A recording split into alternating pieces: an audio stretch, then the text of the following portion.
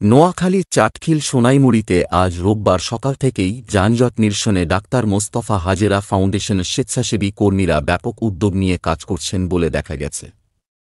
ফাউন্ডেশনটি প্রতিষ্ঠার পর থেকেই দেশের ক্লান্তিলগ্নে জনসাধারণের পাশে দাঁড়িয়েছে বলে বিভিন্ন মহল থেকে শোনা যাচ্ছে।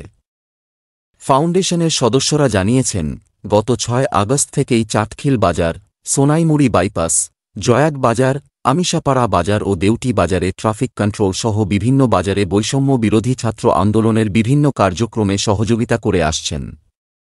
তাছাড়াও সন্ত্রাসী হামলায় অগ্নিসংযোগে যতগুলো বাজার ক্ষতিগ্রস্ত হয়েছে তা পরিষ্কার পরিচ্ছন্নতার কাছে পাশেও ছিলেন তারা।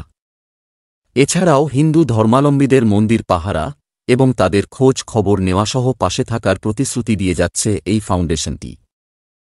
ফাউন্ডেশনের উপ কমিটির সদস্য আবুল কালাম আজাদ বলেন, বাংলাদেশের বর্তমান চলমান পরিস্থিতিতে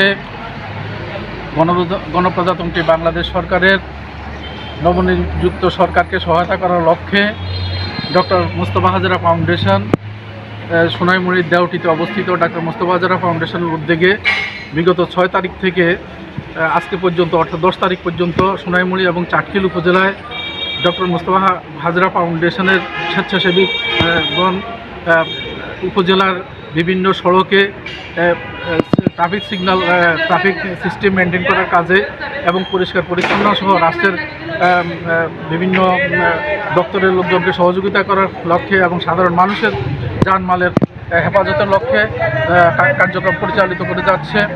তারই অংশ হিসাবে আজকে আমরা চাটখিলে আমাদের ক্যাম্পেইনের পরবর্তী পর্যায়ে আমরা চাটখিল থানাতে আইনশৃঙ্খলা রক্ষাকারী বাহিনী সহ আজকে আমরা এখানে আমাদের কার্যক্রম সম্বন্ধে ব্রিফিং করছি।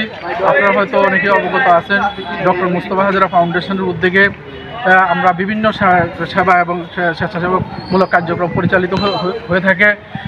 এই ফাউন্ডেশনের উদ্যোগে বিগত ২ বছর থেকে ফাউন্ডেশন বৃত্তি পরীক্ষা চাটখিল উপজেলা এবং সোনাইমুড়ি উপজেলায় শিক্ষার্থীদের মাঝে বৃত্তি পরীক্ষার মাধ্যমে মেধাবী শিক্ষার্থীদের সেখানে বৃত্তি প্রদান করার কার্যক্রম পরিচালিত হয়।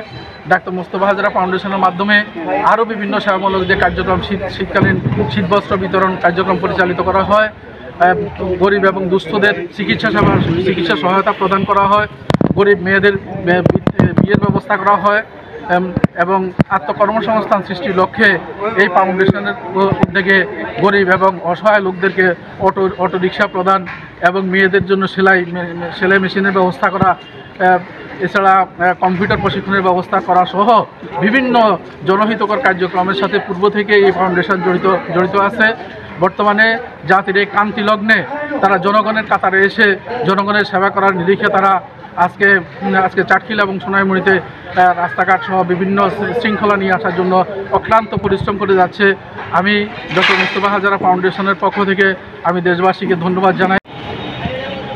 জাতির এই ক্লান্তিকালে আমরা আনসার ব্যাটালিয়ন এবং সাধারণ আনসার মিলে বাংলাদেশের প্রতিটা থানায় আমরা এখন ডিউটি করছি।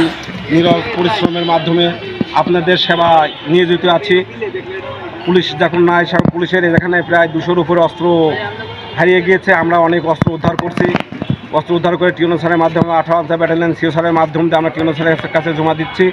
আমাদের একটা চাওয়া দাবি, আমরা যাতে সুন্দরভাবে পুলিশের মতন কোনো দায়িত্ব পেতে পারি, আমরা যাতে কোনো দায়িত্ব পালন করতে পারি এবং আমরা নিষ্ঠার সাথে সততার সাথে এই বাংলাদেশ সোনার বাংলা গড়ার প্রত্যয় ব্যক্ত করতেছি এবং ডাক্তার মোহাম্মদ মোস্তফা হাজারি ফাউন্ডেশন সারা বাংলাদেশে একই কায়দায় এই স্বেচ্ছাসেবী সংগঠন উন্নয়ন করে যাচ্ছে দেশের এই ক্লান্তিকালে।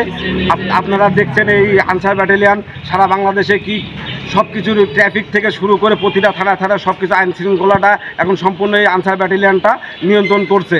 এ সময় উপস্থিত ছিলেন ফাউন্ডেশনের সহসভাপতি মোস্তাফিজুর রহমান, সাধারণ সম্পাদক কাজী সিরাজুল ইসলাম, ফাউন্ডেশন পর্যবেক্ষক ম্যানেজার মোহাম্মদ বেল্লাল হোসেন, সদস্য মোহাম্মদ শাহজাহান, উপ সদস্য রিয়াজ হোসেন, রাসেল সহ আরও অনেকে।